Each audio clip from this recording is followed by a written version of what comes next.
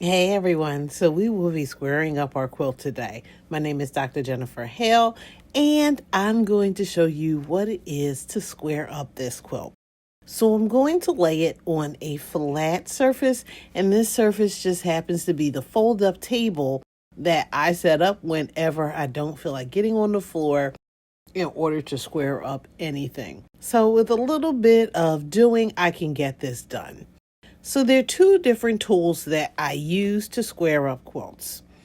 The first one would be the 6-inch ruler that I have, and it's 6 by 8 by 24 inches. And I can just run that right along the edge of the quilt and square it up that way. Just making sure that the corners are square. But I also have this, and this ruler is actually a squaring up ruler, and it's by Biba, I guess it's called. And so it folds in half and it makes a completely 90-degree angle. So using the ruler, I can line this up with the edge of my quilt. And I have a square right there in the corner of it. So I'm going to line that diagonal up as well. So the diagonal is lining up with the edge of or the corner of the yellow square as well as my gray borders. And then I'm fudging the edges of the quilt just to make sure they're even, because everything should measure 3 inches on both sides. So I'm lining everything up to make sure that that happens. Once everything is set up the way that it needs to go, then I can get my rotary cutter and begin cutting. But I always measure, make sure everything looks the way that it's supposed to before I begin the cutting. Because once you cut, that's it. Now I'm going to position my body in that corner.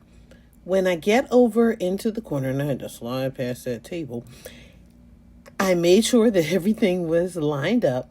And then I took my rotary cutter and I just cut.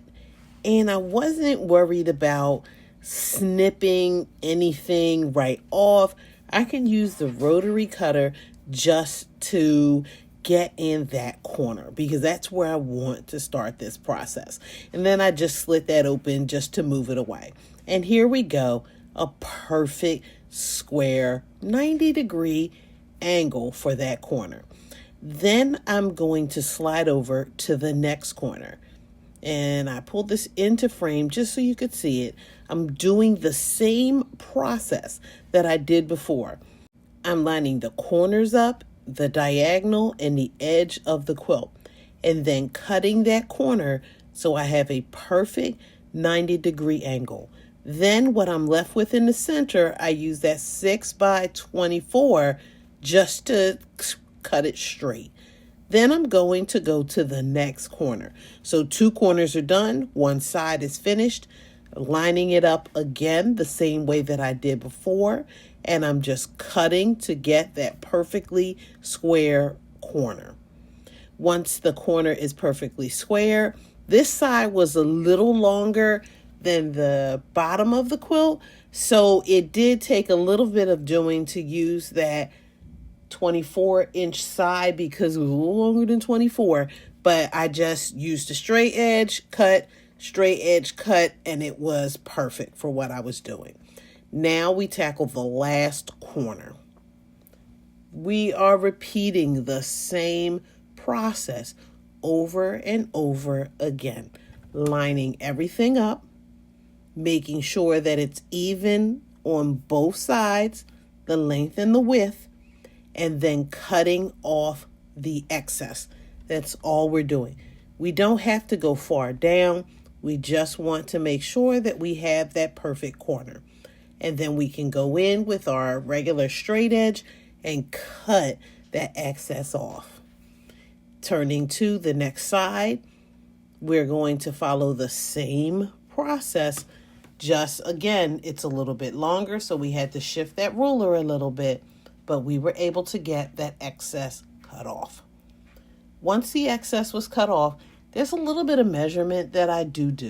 I fold the quilt in half and I line up those 2 corners at the top or the bottom, it doesn't matter. And then what I want to do is check to see, do both ends meet with no gaps in the middle? That lets me know that the quilt is just about perfectly even, because sometimes your quilt could be a little skew and it might not work that way. And ask me how I know, because I've had plenty like it. But this lined up perfectly. It may have only been off about maybe a 1/4 inch, which is fine. I cut a couple little threads that I didn't see before, but that's fine. Now we're on to the binding of this quilt, and then this quilt will be finished.